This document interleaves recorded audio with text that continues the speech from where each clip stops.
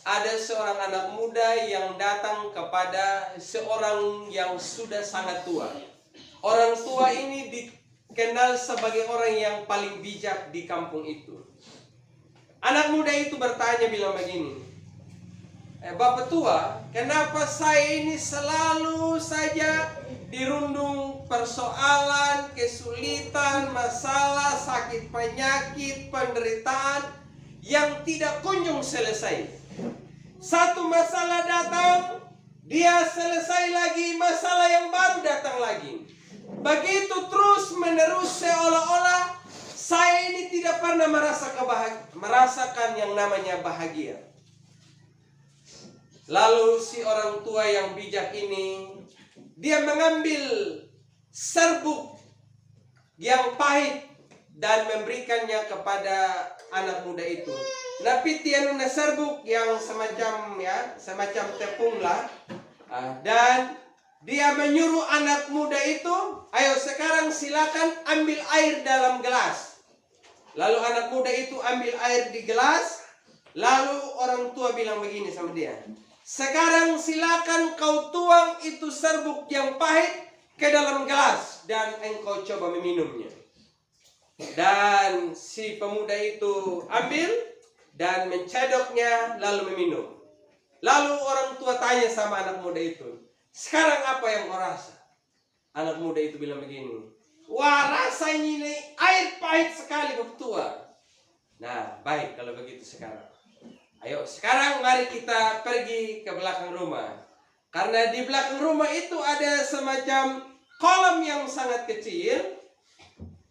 Lalu si orang tua bilang begini sama anak muda itu, sekarang kau ambil lagi serbuk ini, lalu kau tuang ke dalam kolam itu.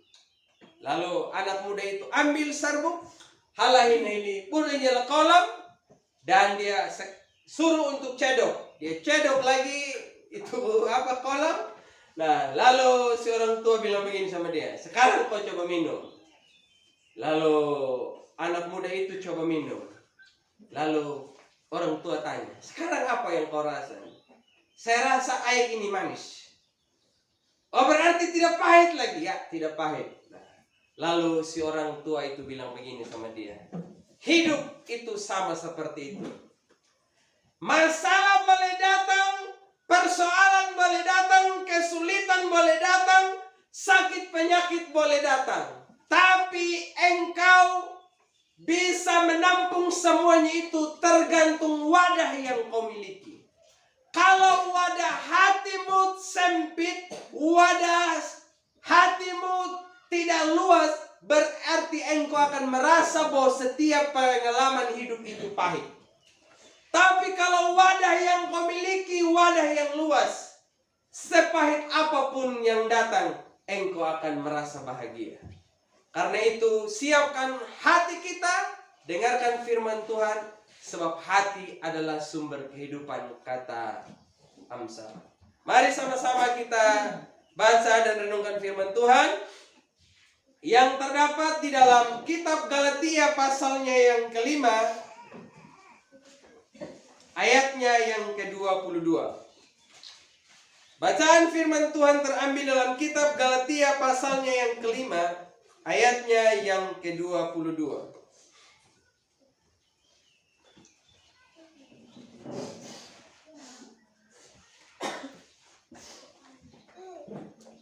Demikian bunyi firman Tuhan. Tetapi buah roh ialah kasih, sukacita, damai sejahtera, kesabaran, kemurahan, kebaikan, kesetiaan. Buah roh ialah salah satunya kesetiaan. Bulan ini kita belajar tentang ketaatan dan kesetiaan. Ternyata seseorang yang bisa setia adalah orang yang mengizinkan Roh Kudus ada dalam dirinya dan dia tinggal di dalam Tuhan. Tanpa seseorang mengizinkan Roh Tuhan tinggal dan berkuasa dalam hidupnya, maka seseorang itu tidak akan bisa menghasilkan buah roh dalam hidupnya. Dan salah satu buah roh yang kita belajar hari ini adalah kesetiaan. Setia. Ada begitu banyak terjemahan tentang setia. Dan kalau kita melihat di dalam Injil Lukas pasal 16 ayat 10 sampai ayatnya yang ke-18, kita temui di sana apa arti kesetiaan. Orang yang setia adalah orang yang selalu berbuat baik. Ketika seorang raja memberikan kepercayaan kepada 3 orang untuk mengembangkan talenta yang ada, dia tidak memberikan kepada sembarangan orang, tetapi kepada orang yang bisa berbuat baik. Jadi salah satu buktinya bahwa seseorang setia adalah selalu berbuat yang terbaik. Kalau dia buat yang jahat bagaimana? Itu pertanda adalah orang yang tidak setia. Sama seperti kalau orang pacaran toh. Kalau dia berubah setia, kalau dia berlaku curang, itu berarti dia sudah buat yang jahat. Tapi kalau dia pegang terus pada kesetiaannya, pada janjinya, maka dia disebut sebagai orang yang berbuat kebaikan. Saudara sudah buat kebaikan atau belum? Setiap hari apakah kita sudah lakukan kebaikan? Yang kedua, orang yang setia itu adalah orang yang berbelas kasihan. Berbelas kasihan. Dalam bahasa Alkitab Perjanjian Baru, kesetiaan itu dapat diterjemahkan dengan kasih karunia. Kasih karunia, belas kasihan. Kalau kita setia berbuat yang terbaik pada sesama, kita akan selalu memiliki belas kasihan pada semua orang. Tanpa kita harus pandang, dia bisa balas saya punya baik atau tidak dawanda. Tapi kita selalu berikan yang terbaik karena didasari dengan belas kasihan. Yang ketiga, kesetiaan dapat juga diterjemahkan dapat dipercaya. Orang yang dianggap setia adalah orang yang dianggap oleh Tuhan mampu untuk mengemban tanggung jawab atau kepercayaan. Kita sekalian diberi tanggung jawab yang sama oleh Tuhan. Baik saudara sebagai jemaat maupun kami sebagai pelayan.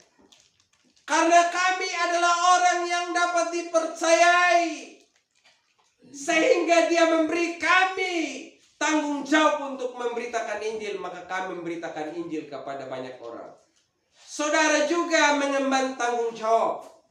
Dan sebagai jemaat jangan kita berpikir tanggung jawab hanya dimiliki oleh para pelayan-pelayan tertentu.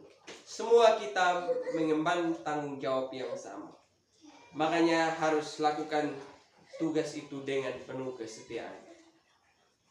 Bapak, Ibu, Saudara, banyak orang kalau diberi tanggung jawab ternyata tidak mau setia menjalankan tanggung jawab itu. Padahal sebetulnya ketika dia diberi kesempatan untuk melayani adalah satu kehormatan yang Tuhan berikan kepadanya. Baik Anda sebagai seorang singer song leader, Anda itu diberi tanggung jawab untuk melakukan tugas itu. Baik saudara sebagai seorang pemain musik, Anda juga diberi tanggung jawab untuk mengemban potensi, talenta, dan karunia yang ada pada saudara.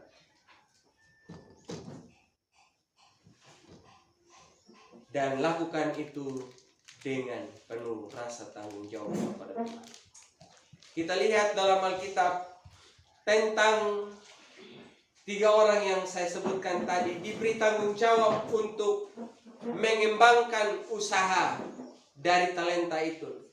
Yang satu orang dikasih tanggung jawab 5 talenta, dia mengembangkan sampai menjadi 10.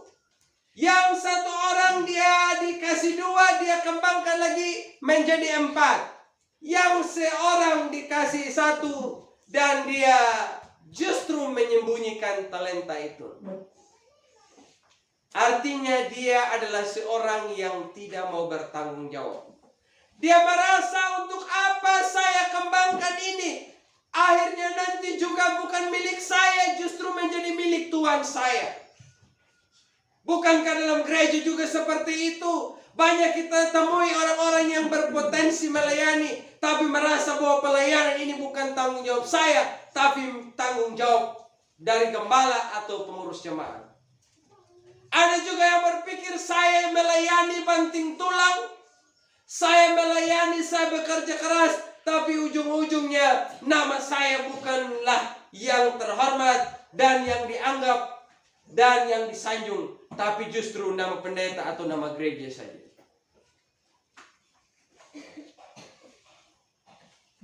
Kita kadang menjadi orang yang suka menyembunyikan talenta, padahal sebetulnya apa yang Tuhan karuniakan pada kita itu merupakan tanggung jawab. Atau juga saudara dikasih kepercayaan oleh Tuhan untuk bisa berbicara, bisa ngomong, tapi saudara tidak gunakan kemampuan itu. Saudara juga mungkin sebagai seorang tukang Tuhan juga memakai saudara untuk mengembangkan talenta itu untuk memperluas pelayanan Tuhan. Tapi terkadang kita lebih banyak menguburkan talenta yang kita miliki. Mulai siang hari ini mari kita belajar untuk menjadi orang yang setia. Ketika si Tuhan itu pulang dan kembali mempertanyakan tentang talenta yang dipercayakan kepada mereka. Satu orang yang tidak mengembangkan talenta wana, ini Tuhan punya talenta, saya kasih pulang sekarang. Selama ini saya kubur saja. Karena saya pikir, buat apa saya lakukan ini? Ujung-ujungnya juga bukan milik saya. Dan juga saya tahu bahwa Tuhan akan mengambil sesuatu yang bukan milik Tuhan. Biar sekarang saya kasih pulang. Lah Tuhan itu bilang begini sama dia, ayo ambil itu talenta, kasih kepada orang yang punya 10 supaya dia punya kelebihan. Saudara, kalau banyak menyembunyikan talenta yang kita miliki, nanti Tuhan akan ambil dan kita akan menjadi orang yang bodoh dan paling bodoh. Sehebat-hebatnya kita saat ini, tapi kalau kita tidak setia pada apa yang Tuhan percayakan, maka kita akan menjadi orang yang kehilangan segalanya. Talenta itu atau kepercayaan itu bisa saja harta, kekayaan, kepintaran, populer, dan sebagainya. Semua itu bisa lenyap seketika kalau Tuhan sudah ambil. Tuhan Yesus pernah bilang begini, kalau Tuhan sudah membuka pintu, tidak ada seorang pun yang bisa menutup. Dan kalau Tuhan sudah menutup, tidak ada satu orang yang bisa membukanya. Kalau Tuhan sudah mengambil semuanya dari saudara-saudara, berusaha bagaimanapun kita tidak akan pernah bisa. Karena dialah yang mempunyai semuanya itu. Selanjutnya, kesetiaan juga berarti mempercayai Tuhan yang memberikan kepercayaan. Kita percaya kepada Tuhan yang memberi tanggung jawab kepada kita. Enggak ulah na tahu na setia Bapak Ibu kepada panggilannya kepada Tuhan. Disebabkan karena dia kurang percaya sama Tuhan. Mungkin awal ketika dia menerima tanggung jawab itu, dia merasa bahwa ini tanggung jawab saya berat. Pelayanan saya ini mulia. Tanggung jawab saya ini adalah tanggung jawab yang penuh terhormat. Bahkan ketika kita menumpangkan tangan bagi seorang pelayan, mungkin sampai mengeluarkan air mata, menangis sedihnya, merasa bahwa tanggung jawab ini berat, rasa seperti ada Tuhan. Tapi dengan bergulirnya waktu, sepertinya melayani adalah satu rutinitas dan bukan lagi sebagai tanggung jawab kepada sang pemilik kehidupan. Sehingga melayani seadanya, berbuat sesuatu seadanya, memberi seadanya, berbelas kasihan seadanya, berbuat baik hanya seadanya, tapi tidak lagi didasari dengan kesungguhan. Kalaupun dia berbuat kebaikan, ujung-ujungnya juga hanya untuk mencari hormat. Belajar menjadi orang yang punya keyakinan teguh kepada orang yang memberi tanggung jawab kepada kita. Saya mengucap syukur pada Tuhan. Tuhan masih menolong saya sampai pada detik ini, melayani Sang Raja di atas segala raja. Dan bagi saya, tidak ada lagi pengalaman, tidak ada lagi satu pekerjaan yang lebih terhormat selain melayani Tuhan. Melayani Tuhan adalah sesuatu yang sangat mulia begitu. Tapi banyak orang yang tidak menghormati, tidak menghargai kepercayaan itu. Jangan sampai hanya di ujung kehidupanmu engkau baru menyesal dan engkau pikir, andaikan saya setia dari dulu melayani sampai dengan saat ini, Om Malati. Jangan sampai itu penyesalan datang terlambat. Selagi saudara puas, selagi saudara mampu, ayo mari lakukan segala tanggung jawab dengan penuh kesetiaan. Kalau saudara lihat saya sampai dengan saat ini, itu karena Tuhan. Saya ingat tahun 2007 waktu saya pertama kali sampai tiba di tempat ini untuk melakukan tugas pelayanan ini. Saya datang dalam istilah Alkitabnya, datang dengan telanjang, tidak punya apa-apa. Tapi saya bersyukur hari ini Tuhan berkati saya. Saya bisa menikmati apa yang dirasakan oleh orang-orang lain. Itu karena saya belajar taat dan setia pada panggilan saya. Bukannya tidak banyak tawaran juga di luar yang membuat saya bahagia. Walaupun itu kelihatannya pelayanan juga yang saya harus lakukan. Walaupun juga saya harus sebetulnya menerima tanggung jawab yang besar, menerima daerah pelayanan yang lebih luas dan lebih maju. Tapi saya tidak tergiur dengan semua tawaran itu. Saya lebih memilih untuk taat dan setia pada panggilan saya. Dan saya melihat bahwa Tuhan tidak pernah lalai menepati janjinya dalam Alkitab. Saudara juga harus belajar hal yang sama. Saya pikir apa yang saudara lihat yang baik dari saya, saudara bisa tiru dan lakukan. Khususnya bagi adik-adik muda yang lain. Kamu kan diberi tanggung jawab untuk melayani. Lakukan dengan penuh kesetiaan. Saya juga mendorong seluruh pengurus jemaat, seluruh anak-anak Tuhan yang melayani. Ayo lakukan dengan setia. Kamu mungkin tidak dapat apa-apa.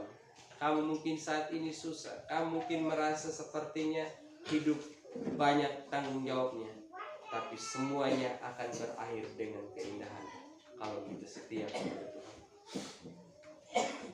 Selanjutnya, setia adalah mampu menyelesaikan setiap tanggung jawab yang Tuhan berikan kepada kita. Mampu menyelesaikan. Jadi kalau saudara dikasih tanggung jawab, bukannya berarti melakukan seadanya tanpa harus mempertanggungjawabkan semuanya itu. Tapi harus selesaikan sehingga saudara harus bertanggungjawabkan kepada yang mempunyai pelayanan itu.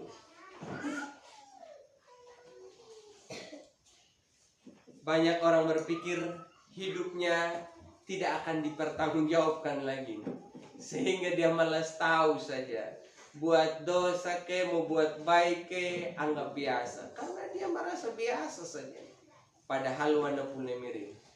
Ingat bahwa setiap perbuatan kita akan bertanggungjawabkan di hadapan Tuhan. Baik pun atau buruk pun semuanya kita akan pertanggungjawabkan. Saya mau kasih ingat saudara.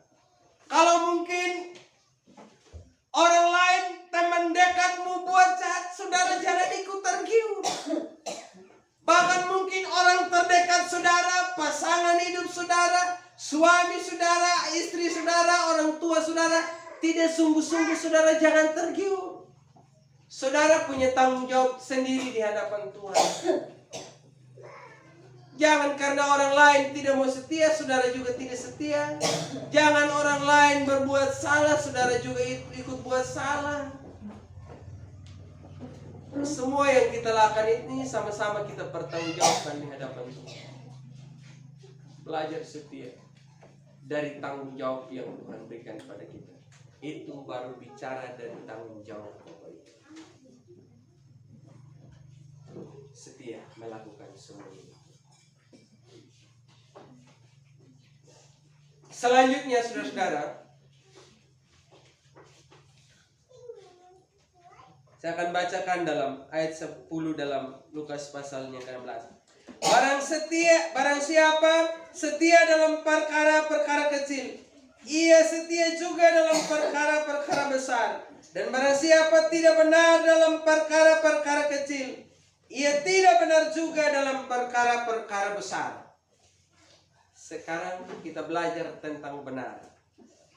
Dalam melakukan tugas, tanggung jawab, dan berbuat kebaikan harus dalam standar kebenaran. Amin.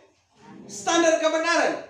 Kalau kita lakukan seperti kelihatannya baik, tapi kalau itu tidak benar, itu juga salah. Yang baik belum tentu benar, tapi yang benar pasti yang terbaik.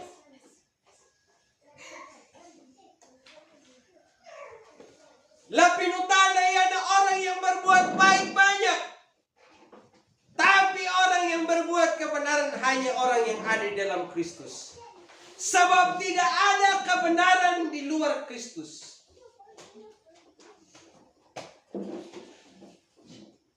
Sebagai jemaat, apakah yang kita lakukan selama ini sudah berada dalam standar kebenaran firman Tuhan atau tidak?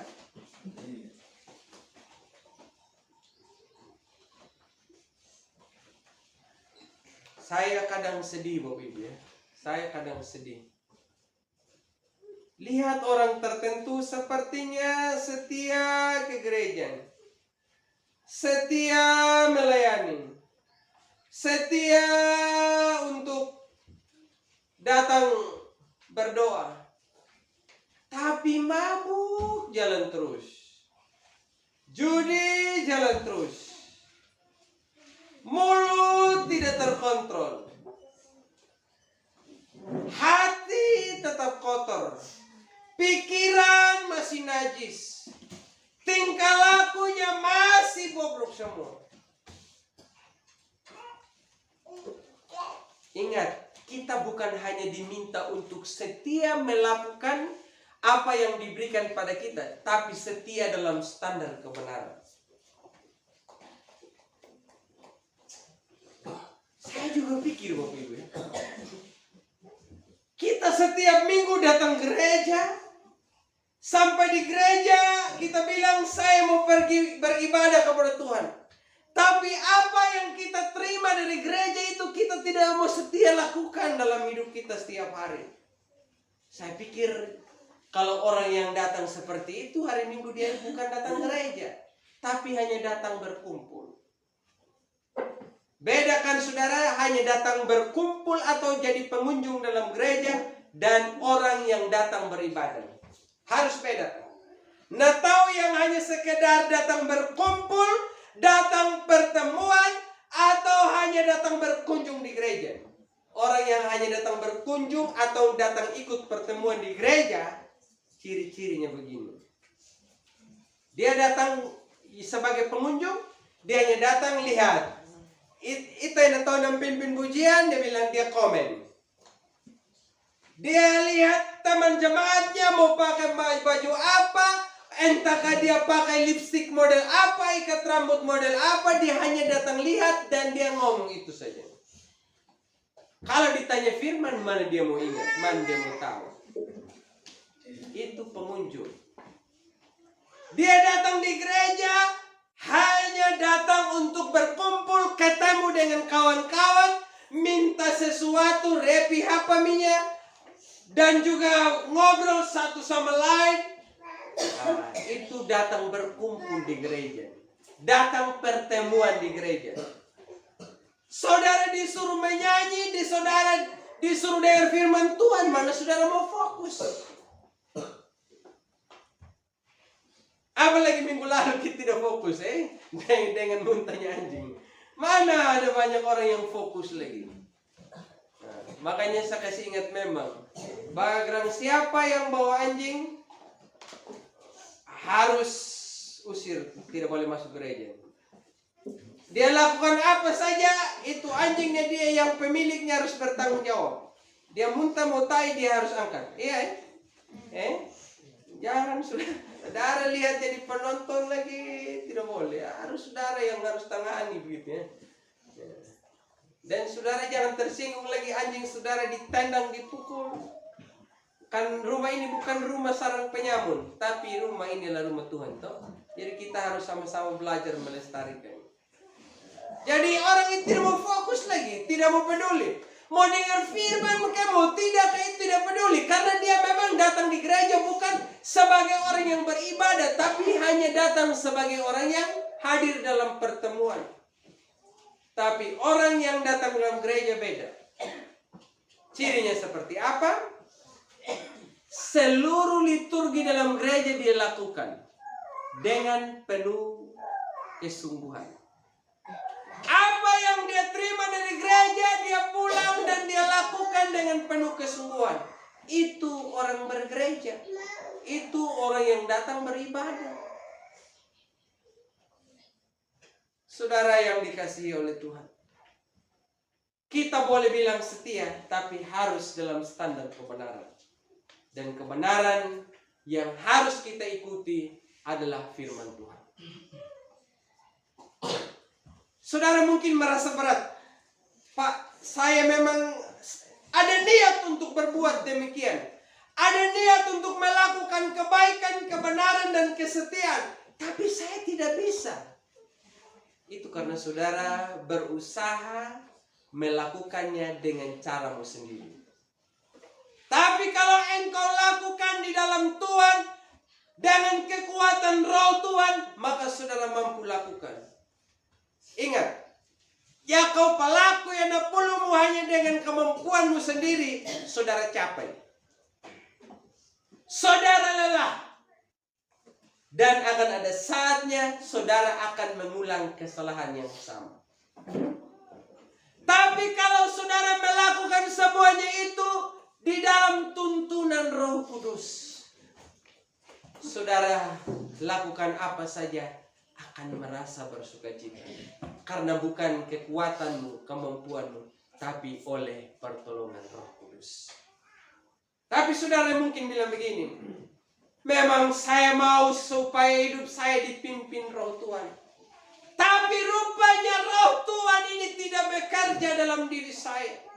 Atau juga ada yang bilang begini, ndena purma ngai ngau jama hidup hendak pelaku ini. Itu bodoh namanya.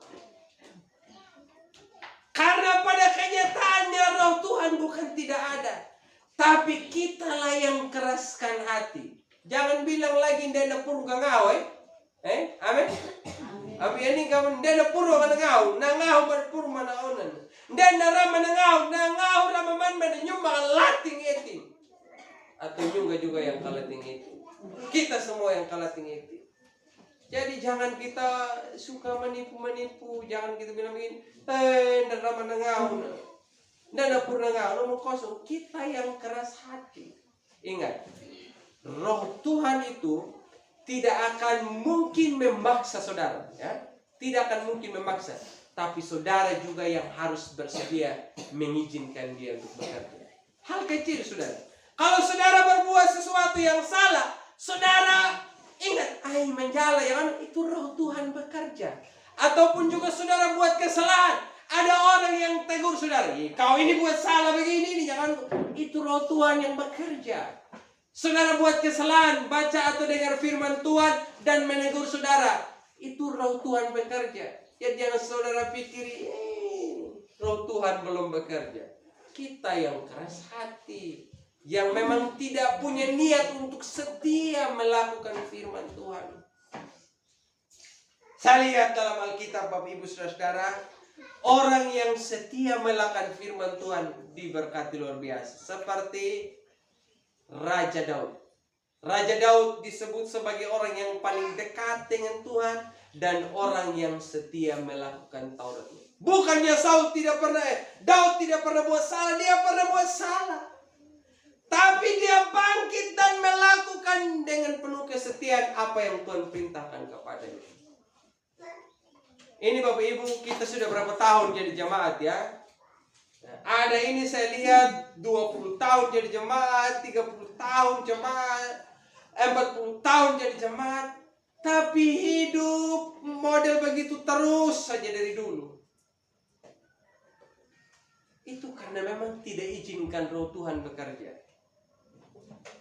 Kita tidak biarkan Dia menguasai kita. Saya lihat kalau di musim Natal atau ada acara gereja, muka-muka yang tidak pernah kelihatan itu baru muncul ini. Tidak tahu keluar dari mana begitu ya. Selama ini sembunyi di mana saja saya tidak tahu gitu. Tapi kalau sudah lewat lagi hari raya, hilang lagi. Tapi kita bilang, Tuhan, ku mau menyenangkan-Mu, setia-setialah. Tapi musiman yang kita lakukan. Saya mendorong saudara sekalian, kita semua ya, mari belajar setia. Amin. Jangan berubah setia. Kalau kita berubah setia, kita rugi Bapak Ibu. Dan kerugiannya itu kita tidak akan bisa tebus kembali. Kita tidak akan bisa kembali pada hal yang semula.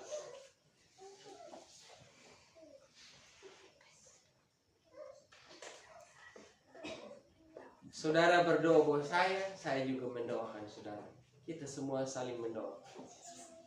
Ingat kekuatan kita apabila kita saling mendukung, menopang satu sama lain. Ketika saudara pulang dari sini, saudara renungkan, saya ini sudah menjadi orang yang setia kepada Tuhan atau belum? Saya ini sudah menjadi orang yang setia melakukan firman atau belum?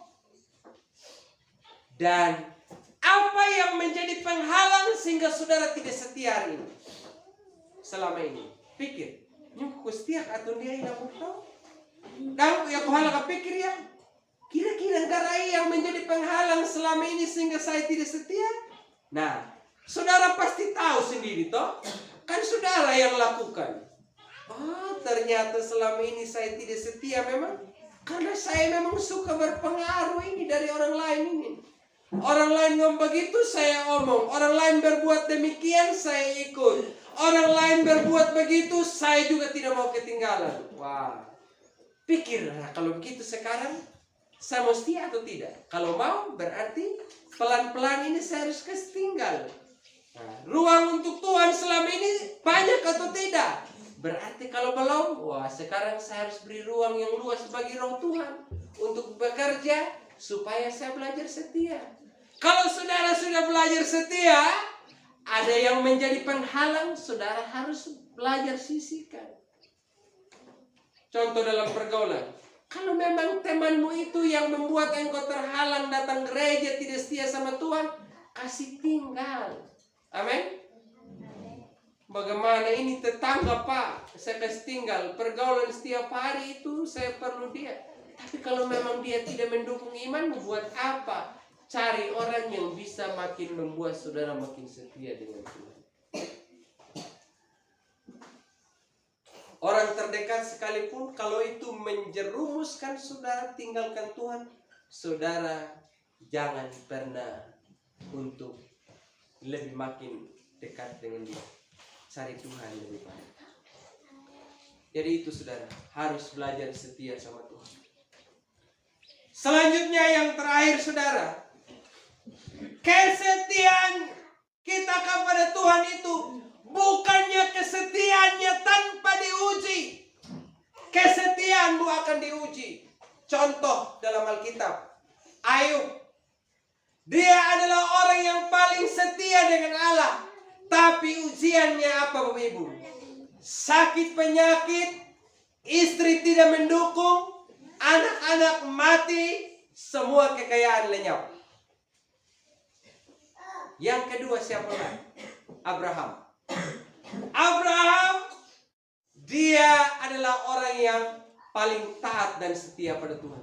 Tapi ujiannya adalah dia meminta anaknya yang tunggal untuk dipersembahkan pada Tuhan.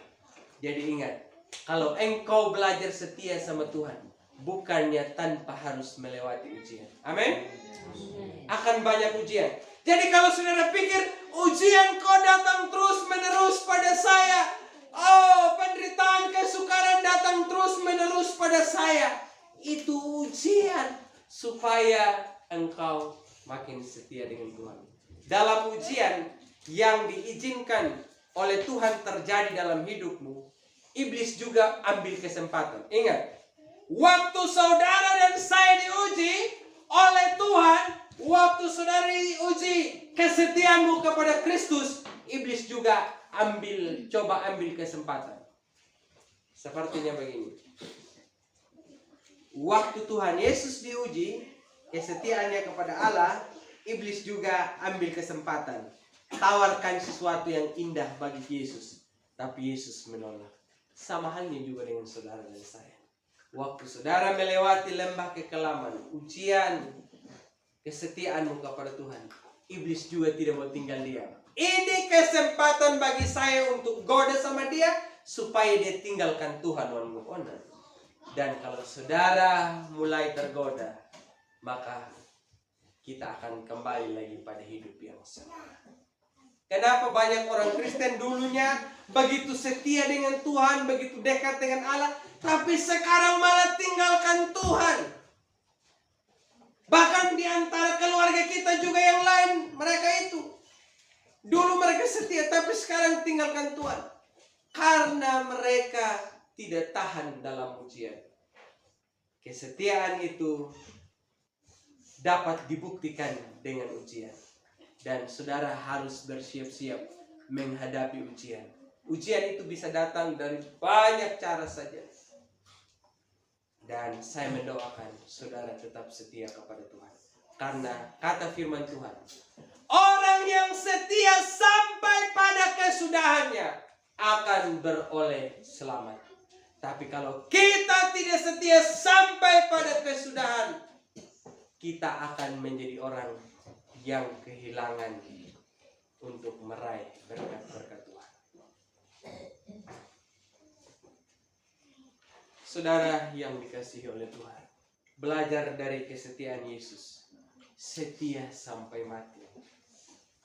Saya selalu mendoakan saudara juga setia sampai mati. Ingat, umur hidup saudara dan saya tidak lama lagi. Tuhan Yesus mau datang dalam waktu yang tidak terlalu lama lagi.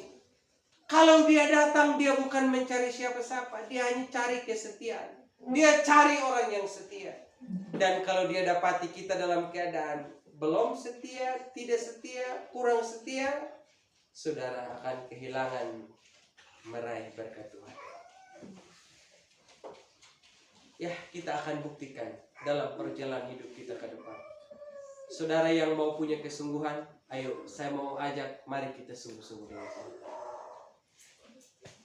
Kata firman Tuhan, menjelang kedatangan Tuhan, orang yang jahat akan semakin jahat, tapi orang yang setia kepada Tuhan akan semakin setia kepada Tuhan. Saudara berada di pihak yang mana? Mau setia atau tidak setia? Tapi saya sebagai gembala mendorong, saudara, mari kita setia sampai hidup kita. Lagu bilang begini, setia, setialah, setialah sampai mati, seperti Tuhan Yesus. Setialah sampai mati, sampai mati. Mama, ingat ya, setia dengan Tuhan. Adik-adik, ingat setia dengan Tuhan. Bapak-bapak, setia dengan Tuhan. Hanya kalau kau setia dengan Tuhan lah, Tuhan yang tidak pernah lalai. Kalau kau setia sama manusia, manusia mengecewakan. Tapi kalau kau setia dengan Tuhan, Tuhan tidak pernah mengecewakan saudara dan saya. Doa saya, Tuhan memberkati kita sekalian. Amin buat firman Tuhan.